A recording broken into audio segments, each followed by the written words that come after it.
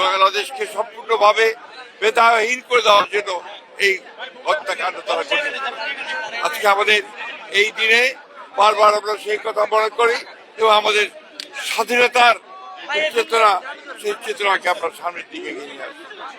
একইভাবে দুর্ভাগ্যক্রমে আমরা সবাই জানি যে 2024-এও একইভাবে আমাদের তাদেরকে হত্যা করা হয়েছে, গণহত্যা করা হয়েছে।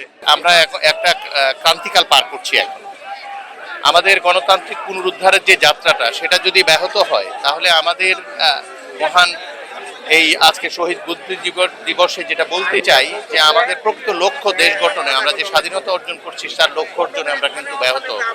সেই জন্য গণতান্ত্রিক প্রক্রিয়ার পুনরুদ্ধারের মাধ্যমেই প্রকৃত দেশপ্রেম এবং দেশটা গঠন করার যে অঙ্গীকার, সেটা বাস্তবায়ন করা সম্ভব। সেই জন্য আমি আহ্বান জানাই, আমরা এই চেতনায় উজ্জীবিত থাকবো এবং আমাদের মধ্যে বিভাজন দূর করে ঐক্যবদ্ধভাবে দেশকে গড়ার অঙ্গীকার আমাদের রাখতে হবে এবং এটাই আমাদের মুক্তির একমাত্র পথ।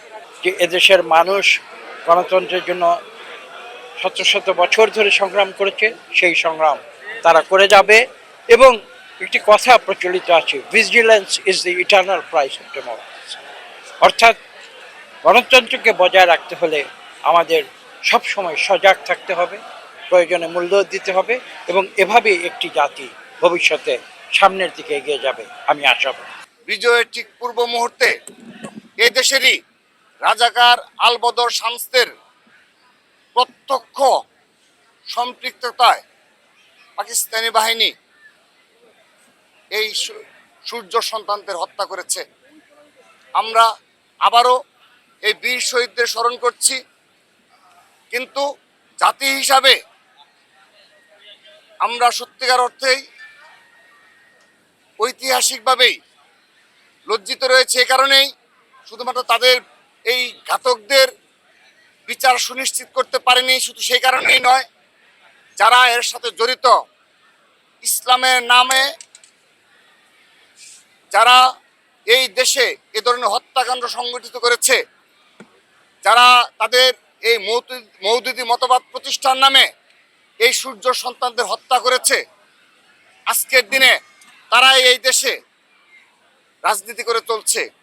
শুধু তাই নয়, এখন দেখা যাচ্ছে যারা যুগ যুগ ধরে কখনো এই শহীদদের স্মরণ করেনি, তাদের প্রতি শ্রদ্ধা জ্ঞাপন করেনি, আজকের দিনে তারা বয়ান দেয় এবং তারা যেহেতু পুরো জাতি যেহেতু তাদের বিরুদ্ধে অবস্থান নিয়েছে, এখন তাদের সেই কলিমা মুক্ত ইতিহাসকে তরুণ প্রজন্মের মাঝখান থেকে বিস্তৃত করার জন্যে তারা এখন তাদের ফুল দিয়ে কিংবা তাদের স্মরণে দোয়া করে তাদের সেই যে ঐতিহাসিক যে কলঙ্কিত ঘটনা সেটি ধামাচাপা দিতে চায়।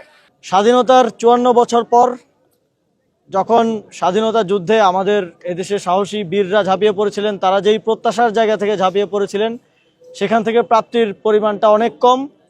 তবে আমরা একটা স্বাধীন দেশ পেয়েছি, স্বাধীন ভূখণ্ড পেয়েছি এবং সার্বভৌম রাষ্ট্র পেয়েছি। সেটা প্রতিষ্ঠার লড়াইটা আমাদেরকেই গত 54 বছরও করে যেতে হয়েছে। সর্বশেষ এডিশন হচ্ছে 2024, যেখানে আরও শত সহস্র মানুষকে জীবন দিতে হয়েছে স্বাধীনতা এবং সার্বভৌমত্ব রক্ষার জন্য। মুক্তির লড়াইটা কখনো শেষ হয়ে যায় না। 71-এ আজাদির লড়াইটা শেষ হয়ে যায় নাই বলেই আমাদেরকে বারবার এই আজাদির জন্য রক্ত দিতে হয়েছে এবং মাঠে নামতে হয়েছে। 2024-এর গণ অভ্যুত্থান হচ্ছে আমাদের শত শত বছরের সেই মুক্তির লড়াইয়ের ধারাবাহিকতা। এবং এই ধারাবাহিকতা মানে এটা না যে 24-এর জুলাই আগস্টে সেই মুক্তির লড়াইটায় দাঁড়ি পড়ে গেছে, থেমে গেছে। স্বাধীনতার জন্য, আজাদির জন্য, আমাদের জাতীয় স্বার্থের জন্য, আমাদের আত্মমর্যাদার জন্য আমরা সবাই জান কোরবান করবার জন্য প্রস্তুত থাকব। এটাই হচ্ছে আজকের বুদ্ধিজীবী দিবসে আমাদের আকাঙ্ক্ষা এবং আহ্বান। আমাদের শত্রুদেরকে আমরা বলছি যে এর আগেও বিভিন্ন সময় আজাদির লড়াইতে হাজার হাজার লক্ষ লক্ষ মানুষকে মারা হয়েছে।